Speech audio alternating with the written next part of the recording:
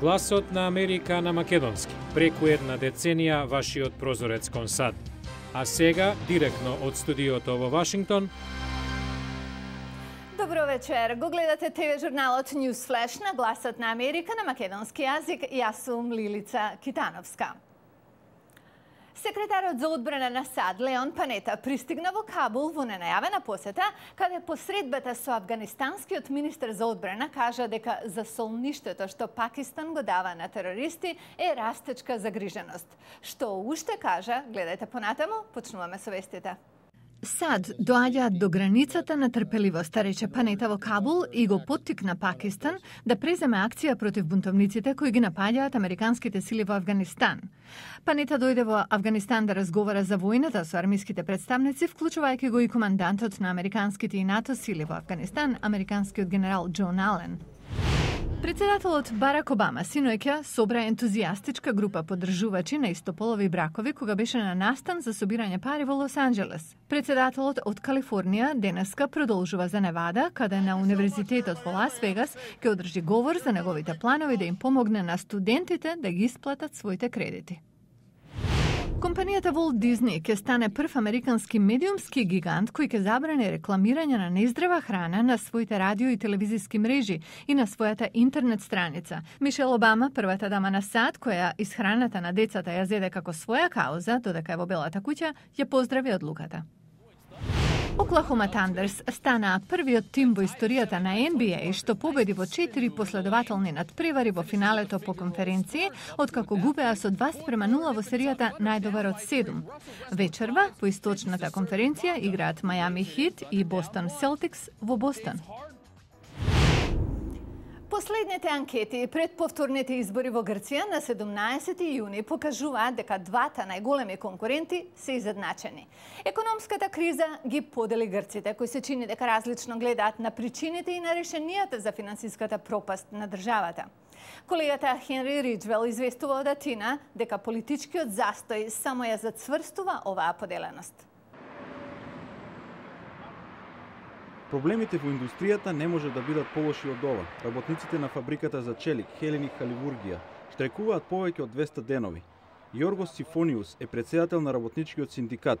За Гласот на Америка тој покажа писмо на солидарност од цел свет. Синдикатот презеде колективна акција што ја крена целата работничка класа на Грција. Нашиот штрајк стана модел за тоа како работниците треба да работат. Сопственикот на фабриката отпуштил 50 работници минатата година заради наводно помала побарувачка. Компанијата одби да биде интервјуирана. Работниците велат дека производството всушност пораснало. Меѓу штрајкувачите е и Панајотис Папаниколау, кој работел во фабриката на 20 години. Во моментов мислам дека работниците ќе ја поддржат Сириза, а не ПАСОК, зашто Сириза ги поддржува работниците. Невработеноста во Грција во февруари достигнала рекордни 21,7%. Повеќе од половината од младите луѓе се без работа. Алекс Ципрас, 37 годишен лидер на партијата Сириза, вети дека ќе ја одбие програмата за владени мерки за штедење на која инсистира Европската унија, за возврат на финансиска помош. Резултатите од последната анкета се сепак изедначена поддршка меѓу Сириза и Нова демократија, која ја поддржува програмата, секоја по 26%. Аналитичарите велат дека економската криза ја поларизирала грчката политика. Изминатиот викенд атињаните ги наполнија плажите, да уживаат во сонцето и заборават малку на грижите. Но за недела-две ќе се вратат на гласачките места и свесни дека друга економска бура може брзо потоа да уследи. САД доживуваат револуција во своето производство на енергија во голема мерка благодарение на техниките што прават да е возможно издвојување на природен газ од големи формации на шкрилци длабоко под површината на земјата. Зголеменото производство ја шири употребата на природен газ, особено во сообраќајот. Во следниот прилог што ни доаѓа од Хјустон ќе видиме дека постои загриженост за животната средина заради начинот на кој газот се издвојува. Компанијата Liam Drilling Systems во Конро, Тексас, користи природен газ како гориво за овој камион. Подпредседателот Скот Бредли вели дека ефтиниот газ прави камионите на компанијата да се добра инвестиција. These are F550s ordered from Ford with a V10 engine. Овие ги нарача Форд, ги имаме околу една година и одлично се покажаа. Технологијата што гасот го прави доволно ефтин за користење како гориво, била развиена овде во Тексас и уште поточно од Джордж Фидиан Мичел. Компанијата на Мичел експериментирала со две технологии: хидраулично фракционирање и хоризонтално копање во 1970-тите. Кога другите фирми почнале брзо да се шират по 2002, Мичел ја продал својата и ги публикувал методите за да станат достапни на сите.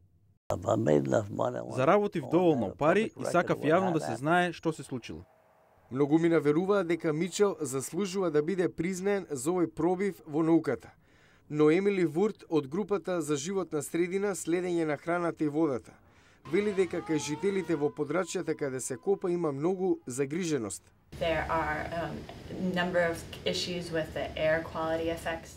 Има многу проблеми, од квалитетот на воздухот до ослободување на метан и други карцерогени хемикалии. Универзитетскиот професор Дон Ван Нувенхаус од Хјустон вели дека штетата е минимална. Овој вид на дупчење е толку напредна технологија што ќе го привлече пазарот и тука нема запирање. Ќе се случи тоа што ќе се случи. Истражувањата покажува дека најголем дел од американците се за истражувања во областа на енергијата. Американците ги сакаат добрите страни на проширеното производство на природен газ, како фактот што тоа носи повеќе работни места и помали цени на горивото, и покрај ризиците по животната средина. А во нашата петочна емисија за вас имаме изненадување. Ке ви кажеме зошто се повеќе американци се поклоници на вежби кога телото виси во воздух. Антигравитациона јога се вика, само толку ќе ви кажеме, а за другото утре. Не е само јога и не значи дека мора да бидете во топ форма. Битно е само да сакате да висите како лилјак. Гледајте утре во Ньюсфлеш.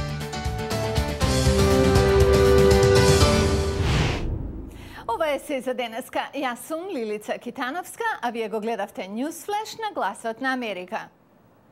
Се надеваме дека ќе ни се придружите и утре овде или преку нашата интернет страница glasnaamerika.com или на Facebook. Пријатна вечер!